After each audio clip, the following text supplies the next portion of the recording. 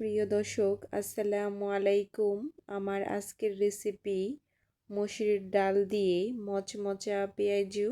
আমি 1.5 কাপ পরিমাণ মসুর ডাল 1.5 ঘন্টা ভিজিয়ে রেখে হালকা করে শিলপাটায় বেটে নিলাম। অ্যাড করে দিচ্ছি 1/2 কাপ পেঁয়াজ কুচি, 1/2 কাপ আলু কুচি, 1/2 চামচ হলুদের গুঁড়া, 1/2 চামচ ধনিয়ার গুঁড়া, 1/2 চামচ মরিচের গুঁড়া, 1/2 চামচ জিরার গুঁড়া, 1 টেবিল চামচ আদা রসুন বাটা, 5-6টা কাঁচামরিচের কুচি, স্বাদ মতো লবণ। এখন হাত দিয়ে মশলার সাথে ডাল ভালো করে মেখে নেব। চেষ্টা করবেন হাত দিয়ে ভালো করে চটকে চটকে মাখার। এ পর্যায়ে অ্যাড করে দেব 1 টেবিল চামচ ময়দা। আবারও আমি ভালো করে মেখে নেব। আমার মেখে নেওয়া হয়ে গেছে। এখন আমি এক সাইডে রেখে দেব।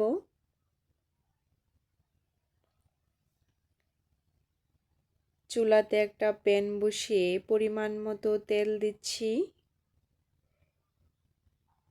তেল গরম হলে আমি একে একে পেঁয়াজু ভেজে নেব। শীতের সন্ধ্যায় কে কে আমার মতো পেঁয়াজু খেতে পছন্দ করেন অবশ্যই কমেন্টস করে জানাবেন। অনেকেই বলতে পারেন পেঁয়াজুর মধ্যে আলু কুচি আর ময়দা কেন দিতে গেলেন? ময়দা আর আলু কুচি দেওয়ার কারণে পেঁয়াজু অনেক মচমচা হবে এবং অনেকক্ষণ মচমচা থাকবে। আমি চুলার তাপ মিডিয়াম রেখে পেঁয়াজু ভালো করে ভেজে নেব। আপনারা অতিরিক্ত তাপ দিয়ে পেঁয়াজু ভাজতে যাবেন না, তাহলে উপর থেকে কালার চলে আসবে, ভিতরে মচমচা হবে না। এই তো আমার ভাজা হয়ে গেছে। এখন আমি উঠিয়ে নিচ্ছি।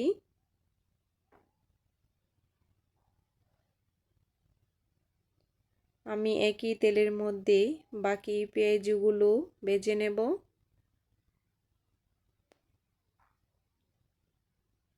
এভাবে পেঁয়াজু বানিয়ে খেতে পারেন। আমার সম্পূর্ণ পেঁয়াজু ভাজা হয়ে গেছে। এ পর্যায়ে আমি চুলা অফ করে দেব।